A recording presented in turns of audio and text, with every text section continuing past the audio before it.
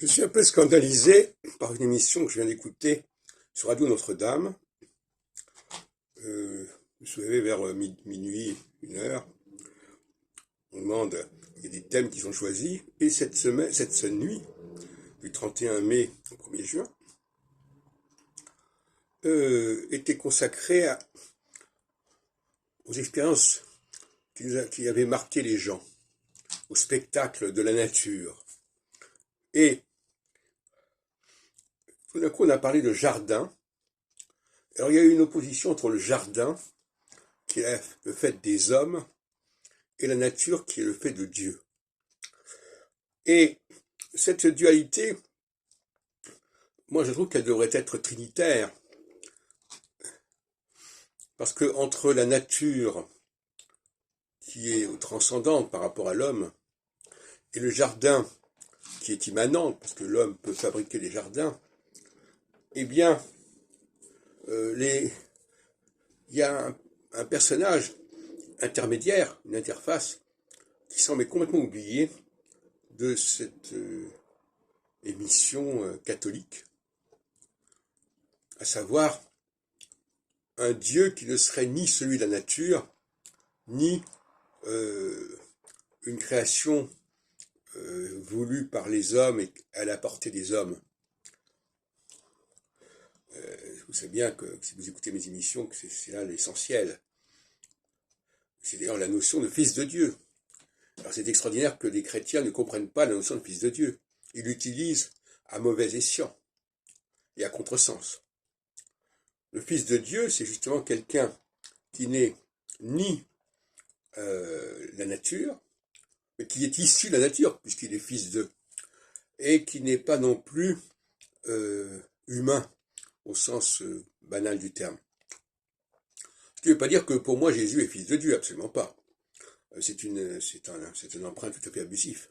Jésus est un homme doté d'un certain nombre de pouvoirs, et peut-être d'une certaine mission, mais ce n'est pas un fils de Dieu.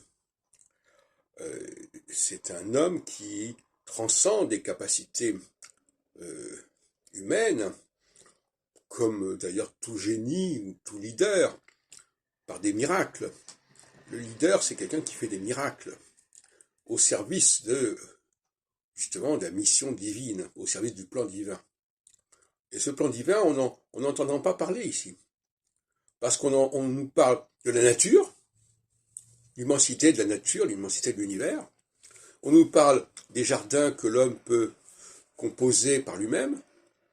Et entre les deux, il n'y a rien. Et c'est tout à fait fâcheux. Il y a justement le Dieu d'Israël, enfin le Dieu d'Israël, c'est une façon de parler, le Dieu des Juifs, le Dieu du livre de la Genèse, que l'on interprète de manière tout à fait anachronique. Quand il est dit Dieu créa le ciel et la terre, il s'agit bien de notre ciel, celui qui nous entoure, les astres qui nous entourent, que nous pouvons observer, qui sont à proximité, et notre terre, celle où nous nous trouvons. Il ne s'agit pas du tout d'un Dieu universel. Alors effectivement, le christianisme a été contaminé par un certain aristotélisme, qu'on retrouve d'ailleurs au XIIIe siècle chez Thomas d'Aquin. Et ça a complètement dénaturé le christianisme. Le christianisme a assimilé Dieu à la nature, comme d'ailleurs Spinoza le fera, mais aussi abusive de son côté, au début du XVIe siècle, dans le cours du XVe siècle. Et non, c'est pas du tout ça.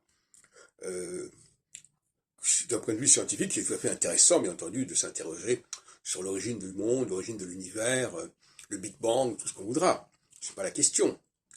Mais croire que cette nature-là, ça nous permet de rentrer en contact avec Dieu, avec le Dieu du judaïsme, le Dieu du christianisme, c'est une erreur majeure, monumentale, qu'il faut condamner absolument.